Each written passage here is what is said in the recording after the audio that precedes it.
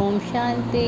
आज की मुरली 9 जुलाई 2025। आज बाबा ने कहा, मीठे बच्चे, बाप आए हैं तुम्हें ज्ञान रतन देने। बाप तुम्हें जो भी सुनाते वह समझाते हैं, ये ज्ञान है। ज्ञान रतन ज्ञान सागर के सिवाय कोई दे नहीं सकता। आज बाबा ने कहा है कि जो ज्ञान है वो रत्नों के समान है, हमें उनकी वैल्यू समझनी है। और ये जो ज्ञान है सिर्फ हमें भगवान ही दे सकते हैं। आज का प्रश्न, आत्मा की वैल्यू कम होने का मुख्य कारण क्या है? उत्तर, वैल्यू कम होती है खाद पड़ने से। जैसे सोने में खाद डालकर जेवर बनाते हैं तो उसकी वैल्यू कम हो जाती है। ऐसी आत्मा जो सच्चा सोना है, उसमें जब अपवित्रता की खाद पड़ती है तो वैल्यू कम हो जाती है। इस समय तमो प्रधान आत्मा की कोई वैल्यू नहीं है, शरीर की भी कोई वैल्यू नहीं। अभी तुम्हारी आत्मा और शरीर दोनों याद से वैल्यूबल बन रहे हैं। बाबा कहते हैं, जब आत्मा सतो प्रधान थी सतयुग में, तो उसकी कितनी वैल्यू थी कि प्रकृति भी उसका ऑर्डर मानती थी।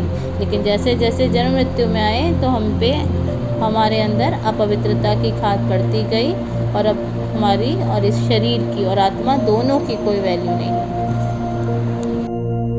धारणा के लिए मुख्य सार, बाबा ने कहा, बाप से पूरा वर्षा लेने के लिए जो कथनी हो वही करनी हो।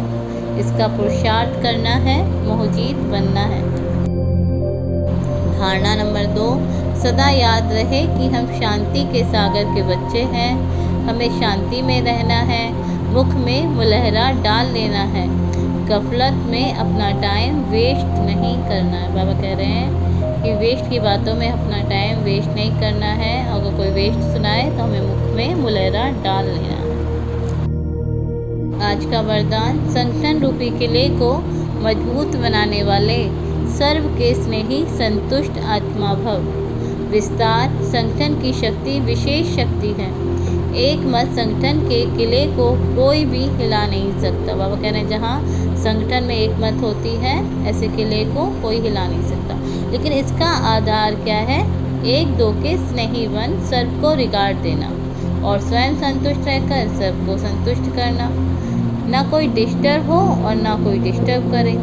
सर्व एक दो को शुभ भावना और शुभ कामना का सहयोग देते रहें तो ये संगठन का किला मजबूत हो जाएगा। संगठन की शक्ति ही विजय का विशेष स्वरूप है। स्लोगन, जब हर कर्म यथार्थ और युक्ति युक्त हो तब कहेंगे पवित्र आत्मा। अव्यक्त सारे संकल्पों की शक्ति जमा कर श्रेष्ठ सेवा के निमित्त बनो।